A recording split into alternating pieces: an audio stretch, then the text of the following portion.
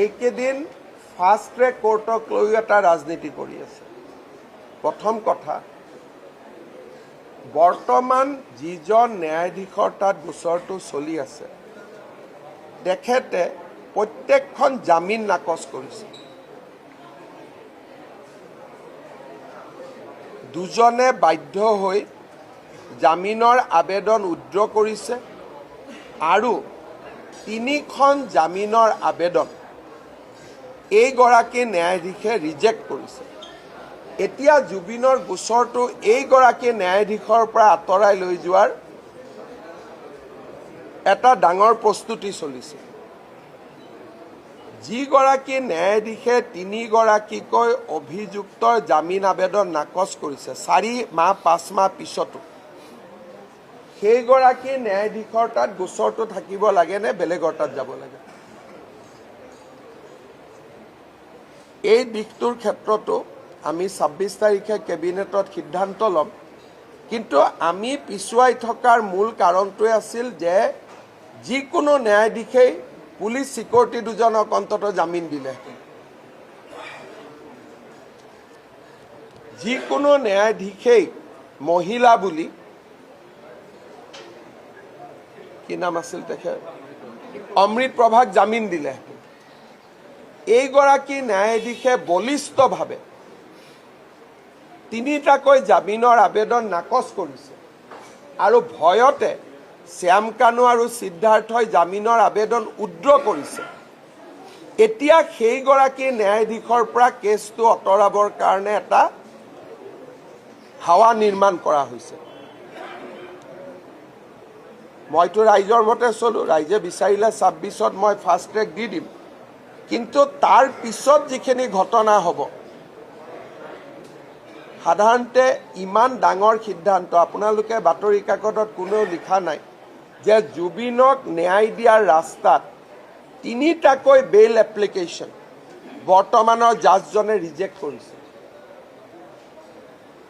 আৰু যিজন জাজে ইমান কঠোৰ স্থিতি লৈছে, সেইজন জাজৰ পৰা এতিয়া গোচৰটো আঁতৰোৱাৰ কাৰণে চব লাগি আছে। আমি কি অনুৰোধ কৰিব লাগে যে এইগৰাকী জাজে ডে টু ডে হিয়াৰিং কৰক। কিন্তু একচাম লাগি গ'ল যে এইগৰাকী জাজৰ পৰা গোচৰটো গুচাই দিব লাগে যাতে বেলেগ এখন কোৰ্ট হয়। তাৰমানে ইলেকশ্যনৰ আগতে এইগৰাকী জাজেতো জামিন নিদিয়ে, বেলেগ এগৰাকী জাজৰ তাত কেছটো যাওক আৰু জামিন এটা হওক, তেতিয়া মোক যাতে আক্ৰমণ কৰিব পাৰে। এইবিলাক সব ফুল ফ্লেজেড জুবিনৰ নামত ৰাজনীতি। This is the design of a particular news paper, news channel and the Congress party. I don't want to name. এইটো বিজেপিক হলঠেকত পেলাবৰ কাৰণে চিধা চিধি ষড়যন্ত্ৰ। এজন মানুহক লৈ ইমান ৰাজনীতি মই জীৱনত দেখা নাছিলোঁ। 3 মাহৰ ভিতৰত আমি চাৰ্জশ্বিট দিলোঁ, এটা বেটা আজিলৈকে জামিন পাব পৰা নাই। আমাকতো ক্ৰেডিট দিব লাগিছিলে। এতিয়া ষড়যন্ত্ৰ আৰম্ভ হৈছে এইগৰাকী জাজৰ পৰা কেছটো লৈ যাবৰ কাৰণে। অমিত শ্বাহে, নৰেন্দ্ৰ মোদী যিনে শ্বহীদ স্মাৰকত গৈছে, 860জন মানুহে দেশৰ কাৰণে তেজ দিছিলে, তো তাতে যোৱাটো মাইনাছ হৈ গ'ল।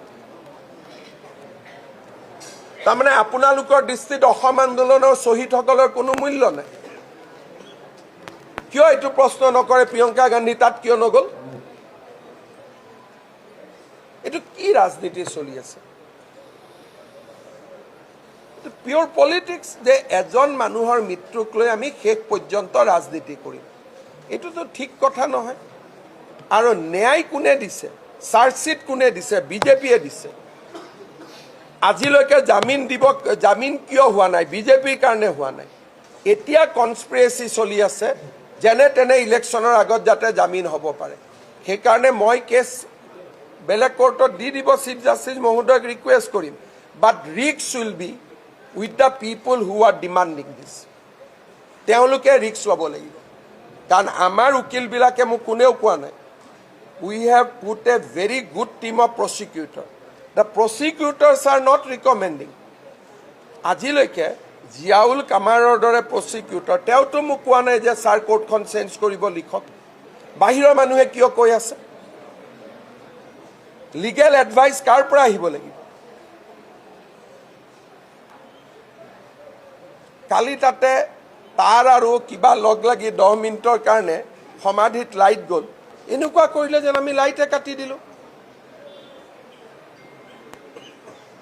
তাৰ মানে কনষ্টেণ্টলি জুবিনক শান্তিত থাকিব নিদিয়ে মইতো কতো ক্লেইম কৰা নাই তেওঁলোক সমাধিত গৈছে মই টেষ্ট দিছোঁ সেইটো মই ক'ৰবাত ক্লেইম কৰিছোঁ নেকি আমাৰ যে 12,000 ল'ৰা ছোৱালীয়ে টেষ্ট দিলে সেইটো ইম্পৰ্টেণ্ট নে তাতে ভোটৰ কাৰণে গৈ খাৰা হোৱাটো ইম্পৰ্টেণ্ট সেইখিনি কথাত কিয় কোনে উত্তৰ নিদিয়ে এনেকুৱা চাৰ্টিফিকেট বনাই দিলে যে একদম ডাঙৰ কাম কৰিলে আৰে ভোটৰ কাৰণে গৈছে ভাল পাই যোৱা নাই ভাল পাই গ'লে ক'লেহেঁতেন নেকি যে জুবিনৰ নামেই আমি শুনা নাই অসমত প্ৰিয়ংকা গান্ধী কিমানবাৰ আহিলে কেতিয়াও গাড়ীত জুবিনৰ কথা আলোচনাই হোৱা নাছিল অসমত প্ৰিয়ংকা গান্ধী কিমানবাৰ আহিলে নট লেছ দেন 10 টাইমছ তাৰমানে 10 বাৰ যেতিয়া প্ৰিয়ংকা গান্ধী অসমত আহিছিলে তেওঁলোকে জুবিন গাৰ্গৰ বিষয়ে আলোচনাই নাই কৰা তাৰমানে তেওঁতো কালি কনফেছ কৰি থৈ গ'ল যে মই জুবিনৰ নাম শুনাই নাছিলোঁ অসমত যোনে আহে দুটা নামটো শুনেই ফ্লাইটত নামাৰ পিছতে আলোচনা আৰম্ভ হ'লে ভূপেন হাজৰিকা জুবিন গাৰ্গৰ নামটো সকলোৱে পাতে তাৰমানে 10 বাৰ প্ৰিয়ংকা গান্ধী আহি গ'ল 10 বাৰ কংগ্ৰেছীসকলে জুবিন গাৰ্গ আৰু ভূপেন হাজৰিকাৰ নামেই নাপাতিলে এতিয়া তেওঁলোকে ৰাজনীতি কৰিব গতিকে মই কংগ্ৰেছী বন্ধুসকলক ৰিকুৱেষ্ট কৰিম যে মোৰ মুখখন নুখুলাব মই এইটো বিষয় লৈ ৰাজনীতি কৰিব নোখোজো কাৰণে মই মনে মনে থাকো কিবা ক'লেও আৰু প্ৰিয়ংকা গান্ধীৰ যদি সাহস আছে ৰাহুল গান্ধীৰ যদি সাহস আছে অসম আন্দোলনৰ শ্বহীদসকলৰ বাকৰিত যাওক আৰু কওক যে মোৰ আইতা আৰু মোৰ দেউতাই যি পাপ কৰিছিল তাৰ মই প্ৰায়শ্চিত্ত কৰিব আহিছোঁ